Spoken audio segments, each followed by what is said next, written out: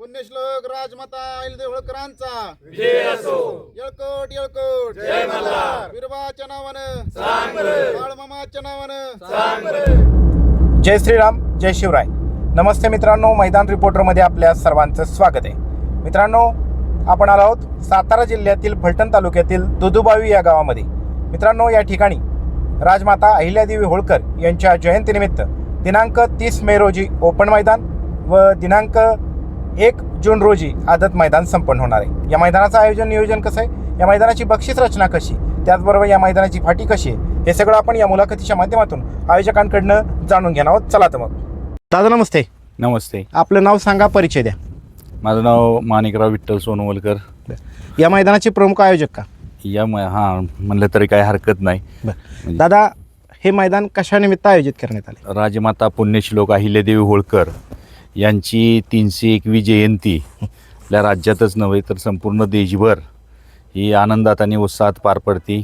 त्या निमित्ताने आमच्या दुधेवावी गावातील बैलगाडा शर्यत हौशी जे काही प्रेमी आहेत यांच्या सहकार्यातून किंवा त्यांच्याच प्रेरणेनं आयोजित केलेली आहे. दादा, किती तारखेला मैदान संपन्न होत आहे, कसं कसं नियोजन असणार आहे? 2 मैदान आम्ही भरवले. 30 तारखेला ओपनचं बैलगाडा शर्यत मैदान आणि 1 तारखेला आदतचं बैलगाडा शर्यत मैदान हे आयोजित केलेलं आहे. 30 मेला ओपनचं मैदान होणार आहे आणि 1 जूनला आदतचं मैदान होणार आहे, बरोबर का? बरोबर आहे. बरं, मैदानाच्या परवानगीची प्रोसेस कुठपर्यंत आली? मैदानाच्या परवानगीची काल प्रोसेस पूर्ण झालेली आहे. संबंधित परवानगी देणाऱ्या अधिकाऱ्यांकडनं या मैदानाची पाहणी करण्यात आली. हो, प्रत्यक्ष पाहणी करण्यात आली. तर ह्या मैदानाची परवानगी कधी पाहायला मिळेल? या मैदानाची परवानगी आज साधारणतः 11-11:30 वाजता ते आमच्या ताब्यात मिळणार आहे. काल पूर्णपणे सगळी प्रोसिजर पूर्ण झालेली आहे. बरं, जे 30 तारखेला ओपनचं मैदान होणार आहे त्याची बक्षीस रचना सविस्तर सांगा.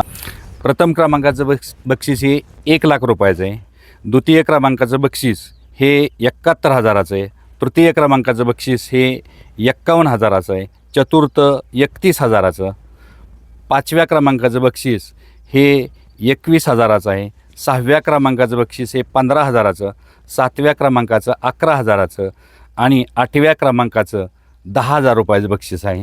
ही झाली प्रमुख बक्षीस रचना. प्रमुख ह्या बक्षीस रचनेच्या व्यतिरिक्त, रोख रकमेच्या व्यतिरिक्त अजून बैलगाडी मालकांना काय मिळणार आहे? आम्ही प्रत्येकाला ढाल देणार आहे. प्रवेश फी किती असणार आहे ह्याला? प्रवेश फी 1,001 रुपये. बरं, क्वार्टर फायनल होणार आहे? होणार आहे. बरं, त्याची बक्षीस रचना सविस्तर सांगा. तर त्याला प्रत्येकी 2,000 रुपयाप्रमाणे आम्ही देणार आहोत. बरं, या मैदानाचे लॉट किती तारखेला काढले जातील? या मैदानाचे लॉट 30 तारखेला जे मैदान होणार आहे त्याचं आदल्या दिवशी संध्याकाळी ऑनलाईन पद्धतीनं म्हणजे लाईव्ह लॉट काढणार आहे. बरं, आता आपण वळू दुसऱ्या मैदानाकडे. हां. दुसरं मैदान होणार आहे तुमचं 1 जूनला, आदतचं मैदान आहे. त्या आदतच्या मैदानाची बक्षीस रचना सविस्तर सांगा. जशी ओपनची आहे त्याचप्रमाणे आदतची देखील आमदार केसरी या नावाखाली हे मैदान भरवलं जाणार आहे. प्रथम क्रमांकाचं बक्षीस 1 लाख रुपयाचं आहे.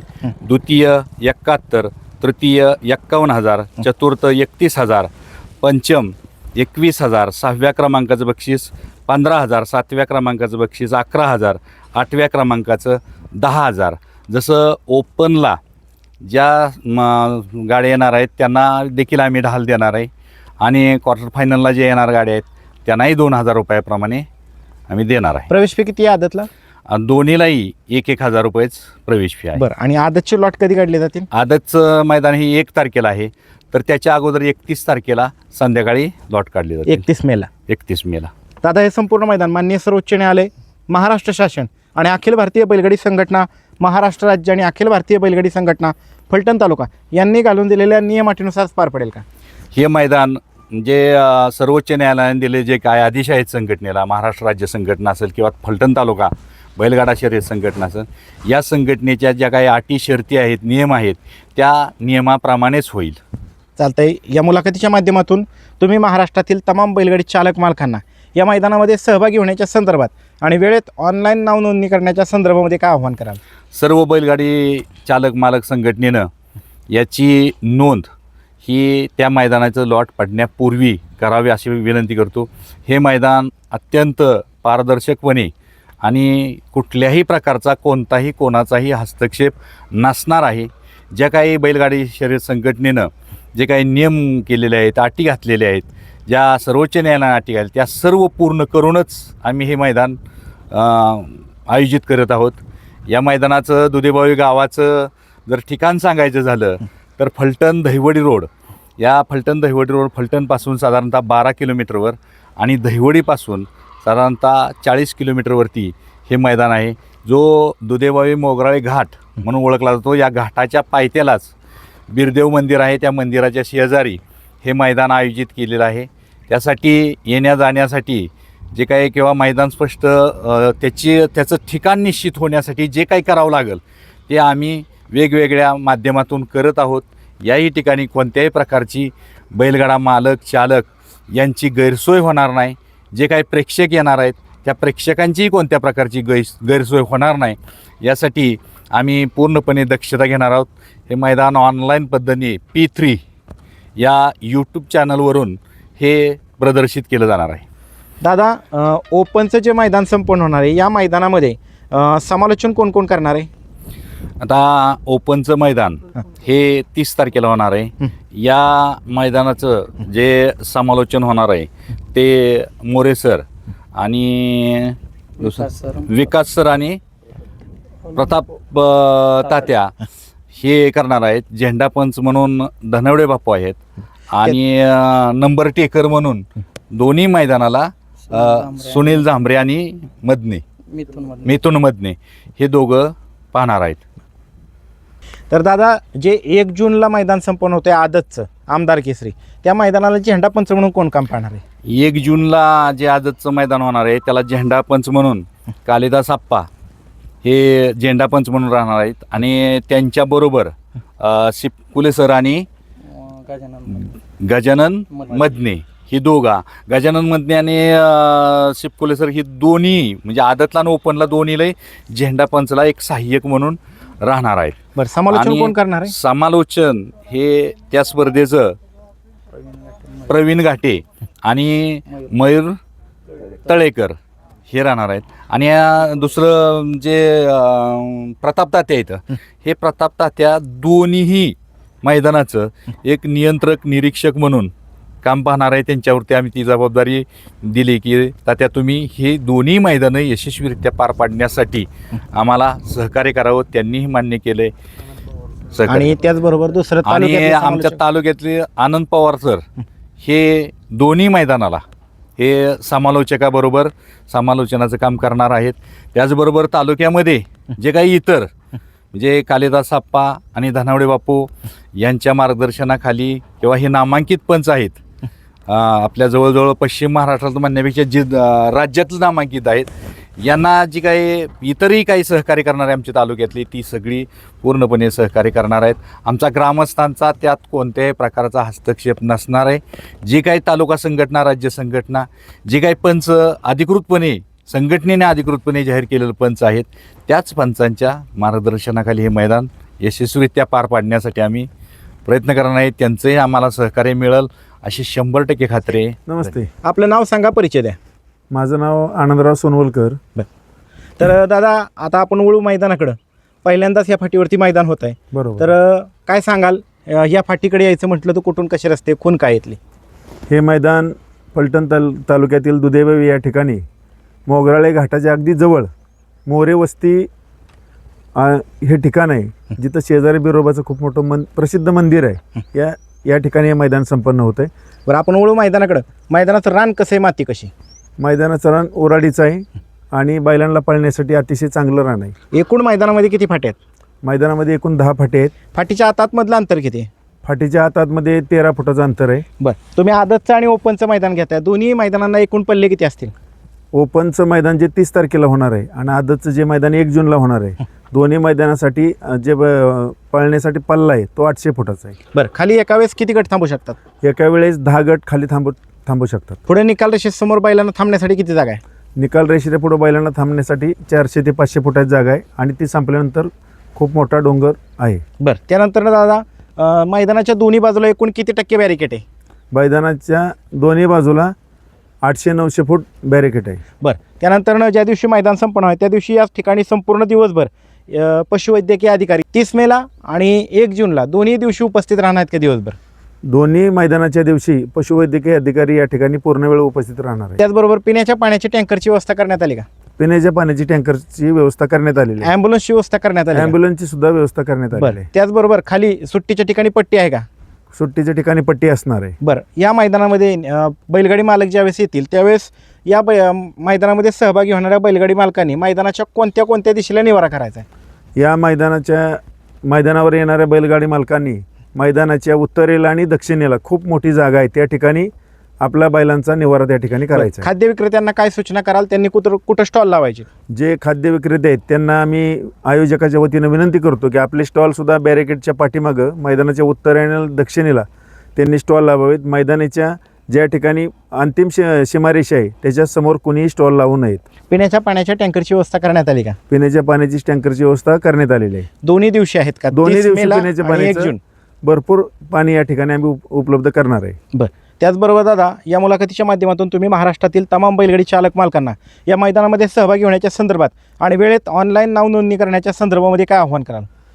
या मैदानामध्ये सहभागी होणाऱ्या बैलगाडा चालक मालक शौकीन यांना मी विनंती करतो की 30 मेचं जे मैदान होणार आहे त्याची नोंदणी आपण 31 मे पूर्वी संध्याकाळी 6 वाजेपर्यंत करावी आणि 1 जूनच्या मैदानाची नाव नोंदणी 1 जूनला जे मैदान होणार आहे आदतचं त्याची नाव नोंदणी 31 मे संध्याकाळी 6 पर्यंत करणे. काय आव्हान कराल? या ठिकाणी 30 मेला जे ओपनचं मैदान होणार आहे त्याची नाव नोंदणी 29 मेला संध्याकाळी 6 पर्यंत सर्व बैलगाडा मालकांनी करून घ्यावी आणि जे 1 जूनला मैदान होणार आहे त्याची नाव नोंदणी सर्वांनी 31 मेला संध्याकाळी 6 पर्यंत करून आपण घ्यावी. पाहतोय की आता उन्हाळा संपतोय आणि अवकाळी पाऊसही बऱ्याच ठिकाणी पडतोय. त्याचबरोबर मान्सूनच्या पावसाचं सुद्धा आगमन होणार आहे. त्यामुळे या मैदानातल्या पावसाच्या संदर्भातल्या अपडेट आपल्यामार्फत बैलगाडी शर्यत क्षेत्रातील व्हॉट्सॲप ग्रुपवरती वेळोवेळी दिल्या जातील का? हां, या आमच्या भागामध्ये महाराष्ट्रातील जे बैलगाडा संघटनेने घालून दिलेले क्षेत्र आहे त्या एरियातील बैलगाडा इथं येणार आहेत. या ठिकाणी पावसाची जी काय परिस्थिती असेल डे टू डे अपडेट आम्ही आपले कळवले जातील. या मैदानामध्ये ज्या दिवशी मैदान संपन्न आहे म्हणजेच 30 मे रोजी आणि 1 जून रोजी या ठिकाणी जर अवकाळी पावसाने हजेरी लावली तर कशा पद्धतीचा निर्णय घेतला जाईल? जर अवकाळी पावसाने हजेरी लावली तर बैलगाडी मालकांच्या हिताचा निर्णय घेतला जाईल. या मैदानामध्ये थेट आयोजकाची अथवा गावगाडी फायनलला पळवली जाणार नाही ना? नाही पडणार. आपण बॅनर जाहीर केले मैदानाचे, जे बक्षिसाची रक्कम आपण जाहीर केली, ओपनची असेल आदतची असेल, ही संपूर्ण विजेत्या बैलगाडी मालकांना मिळणार का? आम्ही जी बक्षिसाची रक्कम जाहीर केलेली आहे ती संपूर्णच्या संपूर्ण रक्कम विजेत्या बैलगाडी मालकांना मिळणार आहे. बरं. त्याचबरोबर या मैदानाच्या आजूबाजूला धोकादायक परिस्थिती निर्माण करणारा घटक विहीर, ओढा, नाला, दरी, लाईटचा पोल असं काय का? असं काही या ठिकाणी नाही. बरं. त्याचबरोबर या मैदानामध्ये ज्या तांत्रिक त्रुटी आहेत, अडीअडचणी आहेत, अडथळे आहेत, याचा मैदान सुरू होण्याच्या दिवशी सकाळी योग्य तो बंदोबस्त केला जाईल का? योग्य तो बंदोबस्त केला जाईल. त्याचबरोबर या मैदानामध्ये ज्या ठिकाणी बॅरिकेडची आवश्यकता आहे त्या ठिकाणी बॅरिकेड, ज्या ठिकाणी मातीची आवश्यकता आहे त्या ठिकाणी माती आणि ज्या ठिकाणी ट्रॉलीची आवश्यकता आहे त्या ठिकाणी ट्रॉली लावून बैलांना कोणतीही दुखापत होणार नाही, इजा होणार नाही, अपघात होणार नाही याची योग्य ती खबरदारी घेतली जाईल का? बैलांची योग्य ती खबरदारी घेतली जाईल. चालते. धन्यवाद दादा. धन्यवाद. मित्रांनो, आपल्या समवेत आहेत अखिल भारतीय बैलगाडी संघटना फलटण तालुक्याचे खजिनदार धनंजय भाऊ सोनवलकर, त्याचबरोबर फलटण तालुक्यातील प्रसिद्ध बैलगाडी मालक आहेत.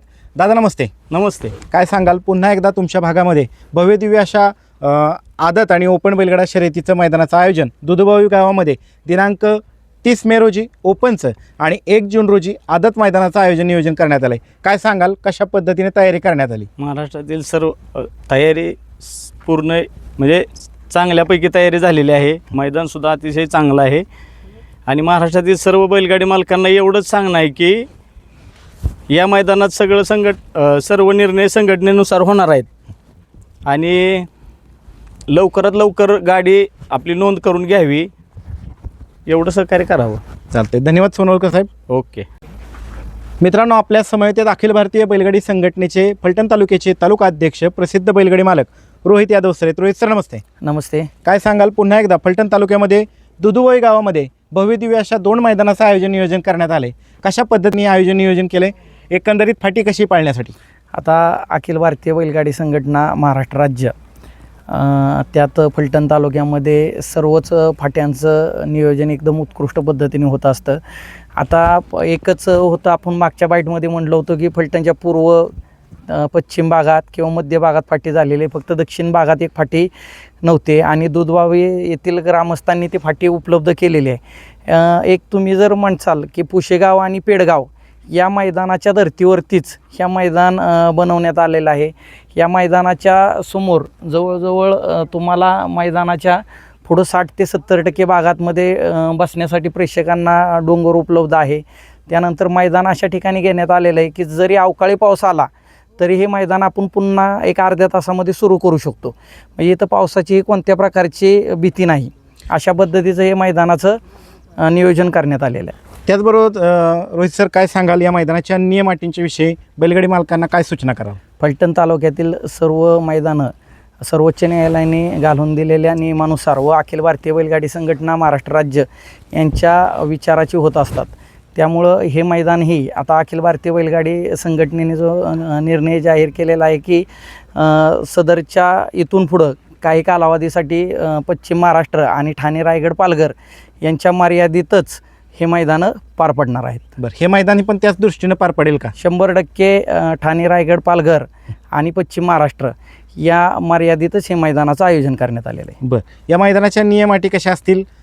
ओपनच्या मैदानाला ओपनच्या ज्या नियम अटी घालून दिलेल्या आहेत अखिल भारतीय बैलगाडी संघटनेनं, त्याच तिथं लागू असतील का? 100% अखिल भारतीय बैलगाडी संघटनेचे जे नियम असतील त्या नियमाला अधीन राहूनच ओपन आणि आदत हे दोन्ही मैदानं पार पडतील. बरं, आदतचं मैदान पण होणार आहे दिनांक 1 जूनला. तर आदतच्या बैलाच्या दाताच्या संदर्भातल्या काय सूचना असतील बैलगाडी मालकांना? अखिल भारतीय बैलगाडी संघटनेच्या नियमावलीप्रमाणे जर तुम्हाला वासराच्या दाताबद्दल काही शंका असेल तर तुम्ही ते मैदान सुरू होण्यापूर्वी इथं जे पंच कमिटी असेल आणि लाईव्हमध्ये ते दाखवणं गरजेचं आहे. बरं, त्याचबरोबर हे दोन्ही मैदानं ज्यावेळेस सुरू होणार आहे सकाळी, त्याच्या अगोदर ज्यावेळेस लाईव्ह प्रक्षेपण चालू होईल यावेळेस मैदानाच्या नियम अटींचा पुकार दिला जाईल का? नियम अटी तुम्हाला लॉट काढताना आणि मैदान सुरू होण्यापूर्वी पूर्ण सांगितले जातील. बरं, जे नोंद करणार आहेत त्या बैलगाडी मालकांना पुन्हा एकदा काय सूचना कराल या मैदानाच्या क्षेत्राच्या संदर्भामध्ये? अखिल भारतीय बैलगाडी संघटनेने नोंदी संदर्भातले काही नियम घालून दिलेले आहेत. ते आता आपल्या सर्वांना बाईटच्या माध्यमातून तरी मी सांगतो की आता आपल्याला प्रत्येक बैलगाडी मालकाला 2 पावतीची संधी देण्यात आलेली आहे. त्या पद्धतीनं या मैदानातही नोंद करून घेतली जाईल आणि हे मैदान अखिल भारतीय बैलगाडी संघटनेच्या नियमावलीप्रमाणे पश्चिम महाराष्ट्र, ठाणे, रायगड, पालघर एवढ्या जिल्ह्यांसाठी मर्यादित आयोजित केलेलं आहे. काय आव्हान करताल बैलगाडी मालकांना या मैदानात नोंद करण्याच्या संदर्भात? सर्व बैलगाडी मालकांना एकच आव्हान आहे की लवकरात लवकर मैदानात नोंद करून आपण यात्रा कमिटी आणि तालुका कमिटी यांना सहकार्य करावं. पुन्हा 6 वाजल्यानंतर कुणाची कसलीही सबब या मैदानात ऐकून घेतली जाणार नाही, कारण की मैदानाच्या आयोजकांनी 100% तयारी पूर्ण झालेली आहे. त्यामुळे कोणताही संभ्रम न घेता लवकरात लवकर नाव नोंदणी करून घ्यावी. चालतंय, धन्यवाद सर. धन्यवाद.